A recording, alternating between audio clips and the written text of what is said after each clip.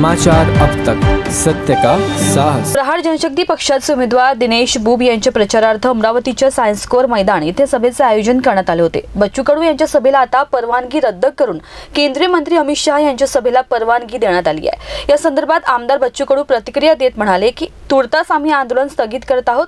उद्या 25 एप्रिल रोजी जिल्हा स्टेडियम समोरून आम्ही आमची रॅली यशस्वी करणार। पोलीस आयुक्तांनी आमचा 7 तास प्रचार थांबवून आचारसंहितेचा भंग केलाय। आमच्या आंदोलनात काही समाजकंटक घुसून अनुचित प्रकार करण्याचा डाव होता। तो डाव थांबवण्यासाठी आम्ही 2 पावलं मागे घेत आहोत। मात्र निवडणुकीचं मैदान आम्हीच मारणार अशी प्रतिक्रिया आमदार बच्चू कडू यांनी दिली आहे। एकंदरीत काही समाजकंटकाच्या माध्यमातून या सगळ्या आमच्या आंदोलनाला वेगळं वळण देण्याचा प्रयत्न केला जाणार आहे असे काही मेसेज आम्हाला आले आणि दुसरेच लोक पाठवून इथं काही वेगळा प्रकार करायचा तयारीत आहे। या सगळ्याचा विचार करून 2 पावलं मागं घेऊन या देशाची, राज्याची आणि जिल्ह्याची शांतता राहावी, निवडणूक अतिशय शांततेने व्हावी याचा आम्ही प्रयत्न करतो आहे।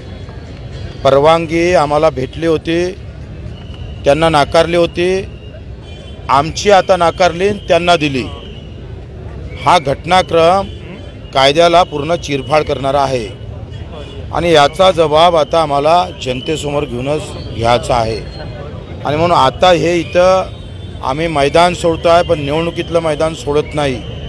उद्या प्रचंड संख्येनं आमचे कार्यकर्ते, आमचा शेतकरी, शेतमजूर याचं उत्तर देण्यासाठी गाव खेड्यातून मिळेल त्या वाहनं येणार आहे। सगळ्या कार्यकर्त्यांनी सांगितलं का बच्चू भाऊ पहिले रॅली सक्सेस करा आणि रॅली सक्सेस झाली का मग आपण उत्तर देऊ आणि उद्या आमची रॅली झाल्यानंतर मग आम्ही समोर जाऊ व्यवस्थित, तेव्हा आम्ही निर्णय घेऊन या आंदोलनाचा शेवट कसा करायचा तो आम्ही 1 ते 2 वाजता आम्ही नेहरू मैदानावर जाहीर करू। जिल्हा स्टेडियमवर निघणार, जिल्हा स्टेडियमवरून चित्रा टॉकीज, जवाहर गेटवरून राजकमल, नेहरू मैदानाला समाप्त होणार आहे।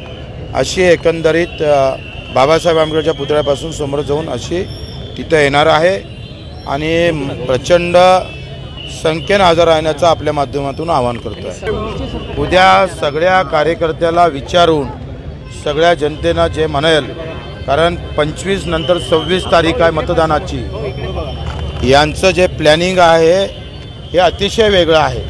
आज आम्हाला अटक करून आमचा प्रचार थांबवायचा प्रयत्न करण्याचा त्यांचं एकंदरीत षडयंत्र होतं। 7 तास आमचा प्रचार या पोलीस आयुक्तांना थांबवलेला आहे, पोलीस प्रशासनानं थांबवला आहे, आचारसंहितेचा भंग त्यांनी केलेला आहे।